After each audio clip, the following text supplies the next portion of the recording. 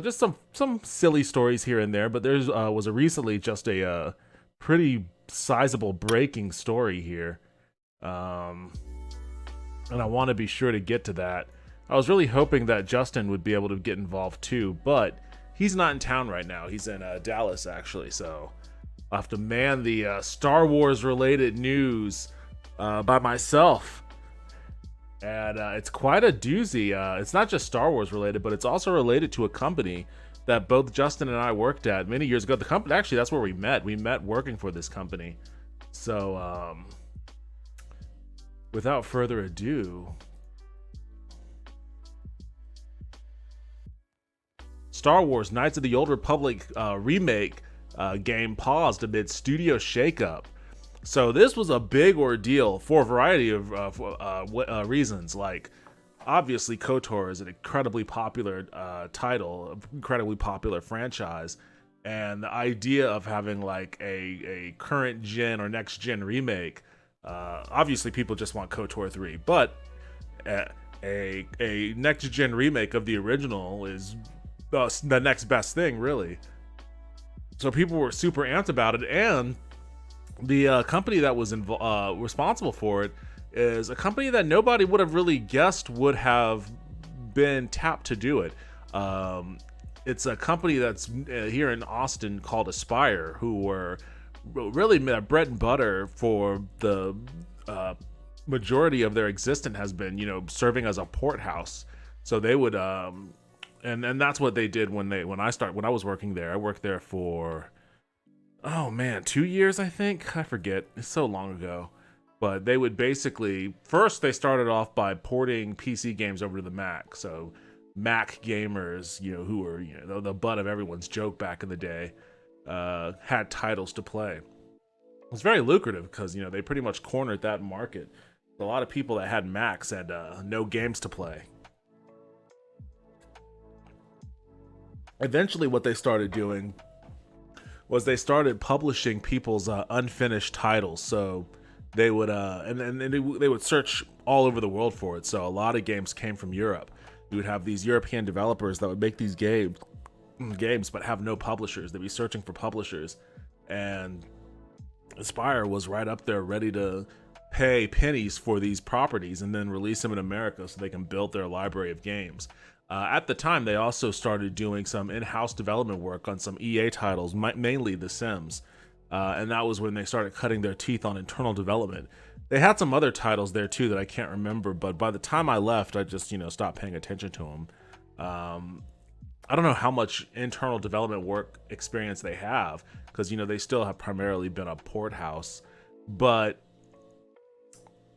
when this was announced, the first thing I did was look up on my LinkedIn how many of my former coworkers at BioWare Austin who worked on Star Wars The Old Republic with me were actually involved with this project at Aspyr. And the answer is not an insignificant amount, which I thought was a cool thing. Like, I felt if that hadn't been the case, then I would have just assumed that this was going to be a doomed project from the start. But because I went and verified that, I thought to myself, oh, this actually has the real potential of A, seeing the light of day, and B, being really awesome. So I actually gave Aspyr a lot of kudos at the time. Like, wow, you guys are really moving up. This is a big deal. And you've got a lot of talented people behind it too. People that know the property, know how to make a Star Wars game. So, and a role-playing game too. So, I had nothing but positive and high hopes and high expectations for this when it was announced.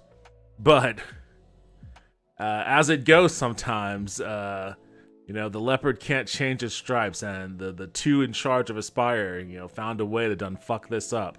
So let's see exactly what happened here.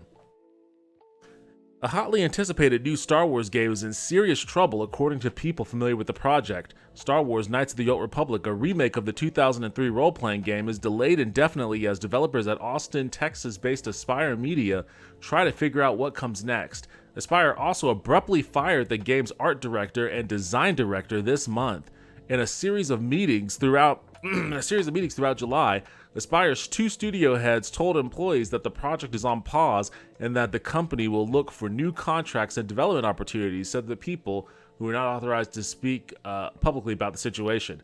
That's the crazy part, is that like, yeah, like firing some of your leads, that's not the craziest thing in the world in the game industry. The idea is that they're trying to figure out what comes next. Like that portends to something. That portends to like cancellation. You know, like that sounds like something got canceled, and like the word, the dreaded C word, that C word at least, doesn't come up in this article, but it's kind of alluded to, which is nuts because this title's been in development apparently for a while. And it's a known IP. It's not like it's an original property like this one right here.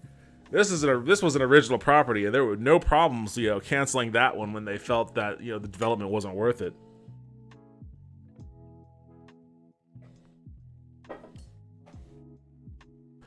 Knights of the Old Republic was to be one of the first modern Star Wars console games released outside of Electronic Arts Inc., which had previously held the exclusive licensing rights. That deal expires in 2023, opening the door for new Star Wars games from outside companies like Aspyr, Ubisoft, who, they're going through their own issues as a company right now. Excuse me.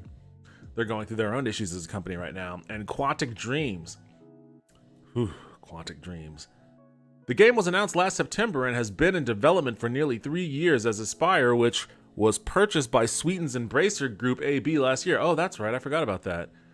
So they have a bigger company in charge of them now. Aspyr, founded in 1996, was best known as a service shop that brought existing video games to other platforms such as iOS, including the original Knights of the Old Republic games. Yeah, they also did Knights of the Old Republic on Switch, I believe, too. I downloaded that for my Switch and started playing it. It was kind of neat. On June 30th, Aspyr finalized a demo of the game known as a vertical slice to show production partners at Lucasfilm Limited LLC and Sony Group Corp.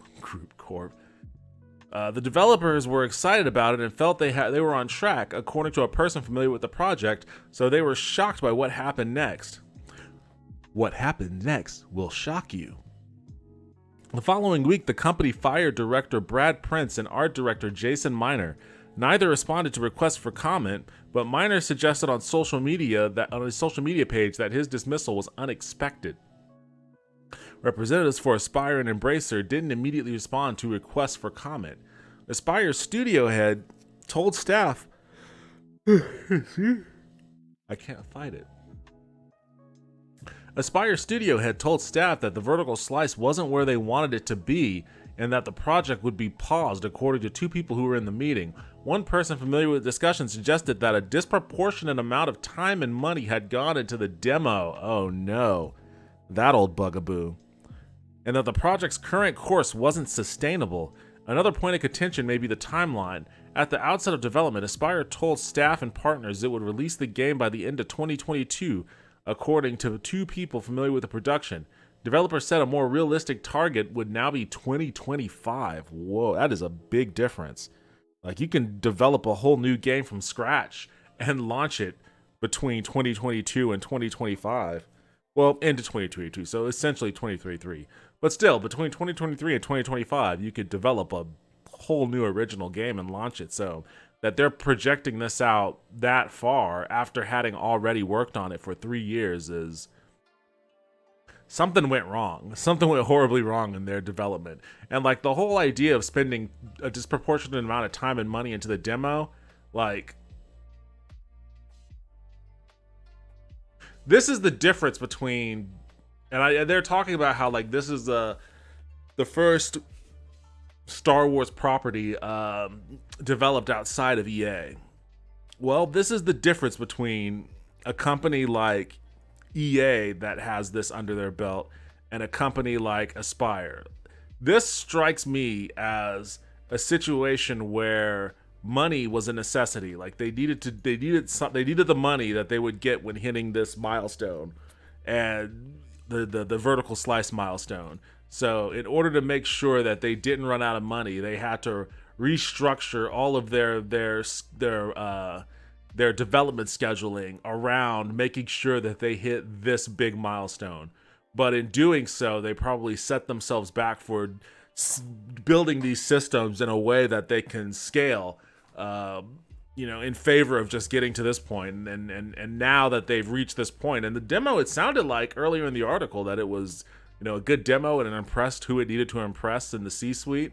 But, once you get past that point, then you have, okay, now how do we turn this into like the game? And if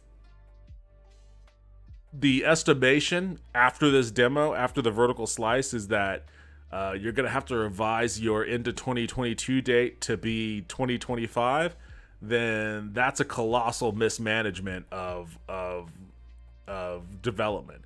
And a company like EA, and this is like, a smaller studio, Aspyr, company like EA, like as loath as they may be to do, they can, with a property like Knights of the Old Republic, they could swallow those costs like no problem. Like they would, and they could have, and they could have done that,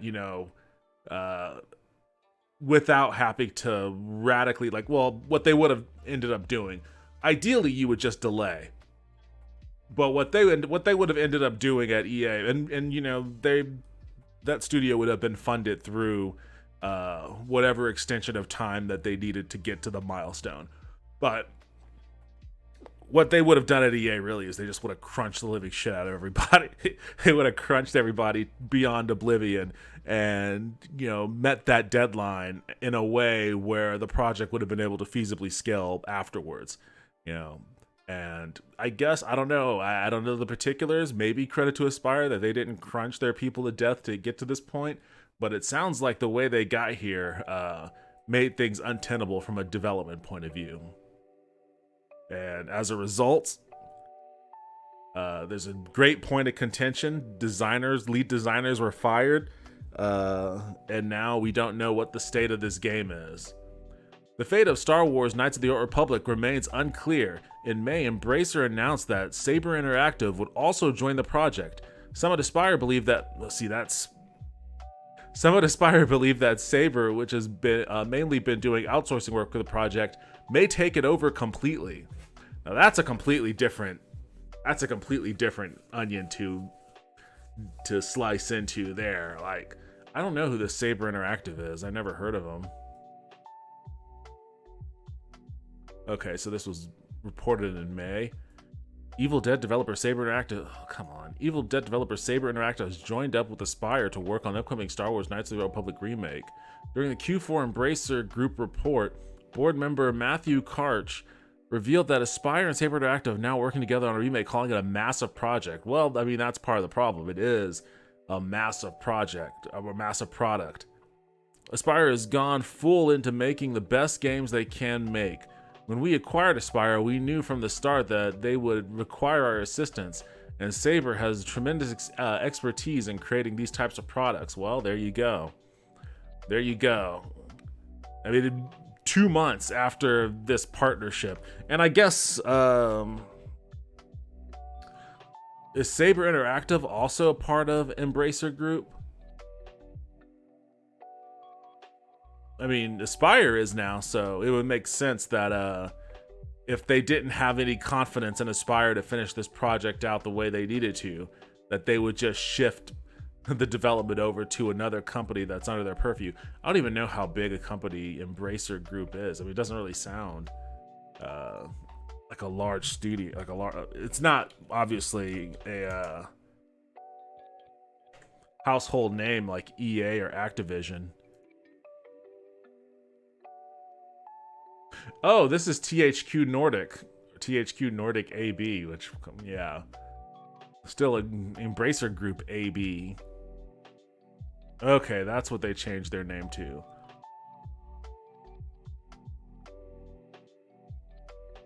Okay, so yeah, they're not an insignificant company, not by any stretch.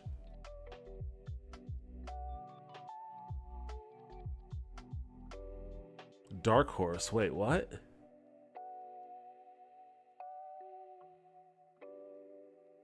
They own Dark Horse Comics?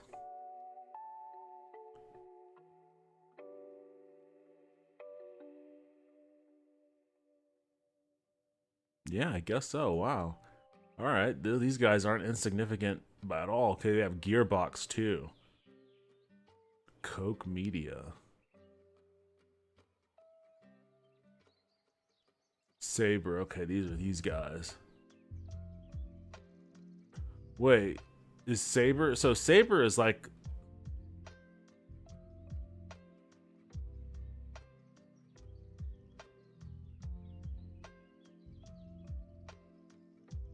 Oh shit, they've got a lot of people working here. I remember Time Shift.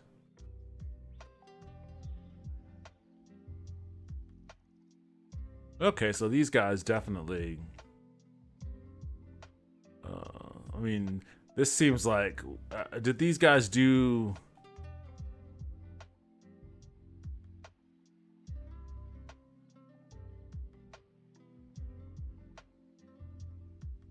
I can't tell if these guys are primarily co-developers or if they were like.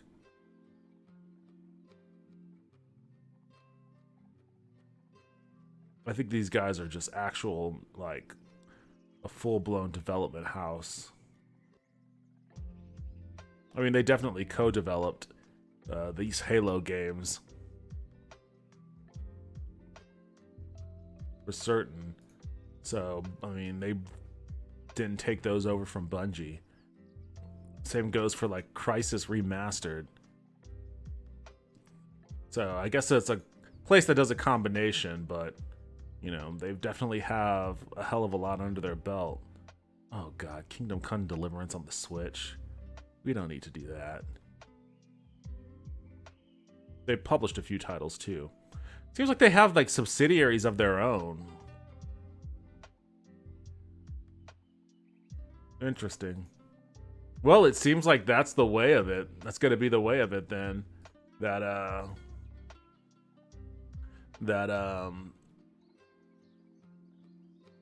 Knights of the Old Republic remake is gonna end up being shifted over to Saber Interactive. What a bummer. That's got to be. I mean, I know that it is. I've been a part of these things before. Like that's morale crushing, debilitating. That's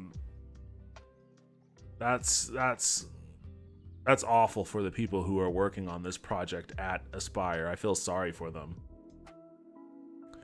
Despite internal excitement following the production of a vertical slice for Lucasfilm and Sony in June, Aspyr leadership told staff that the project just wasn't where it needed to be. A week later, design director Brad Prince and art director Jason Miner were fired. Miner confirmed such via LinkedIn last month, providing no reason for the departure. According to Bloomberg sources, Aspyr studio heads held a series of meetings throughout July to discuss the game's status, telling employees that development would need to be paused as the company sought out more contract work. They're returning to their old ways. And while early on, Aspyr told partners that Knights of the Old Republic remake was targeting a late 2020, yeah, they're saying as far as 2025. Some close to the development also say too much time and money was spent on the demo sent to Aspyr's production partners, and that maintaining the project's current course was no longer sustainable. Aspyr's parent company, that's Saber Interactive, being brought in to help. Fully confident the game to be taxed, but it's massive product, and massive product requires a lot of effort. Yeah, that was what they said when they brought him on. Okay, and then no one's still replying or responding for a comment. So, yeah, KOTOR's in dire straits, people. BioWare proper is still being very coy about whether or not there will ever be a KOTOR 3 and who will actually be the studio developing it. Right now, they're pulling out all the stops for the next Dragon Age, I imagine. Hey everybody, thanks for watching the video. If you liked what you just saw, hit the like. If you want to see more, hit subscribe. I'd appreciate it if you did both. They would be very good for the channel and help me build the community here. If you have any kind of comments or opinions or anything like that, by all means drop them in the comments section below. I like engaging with y'all, want to do more of that, so thank you again and see you next time.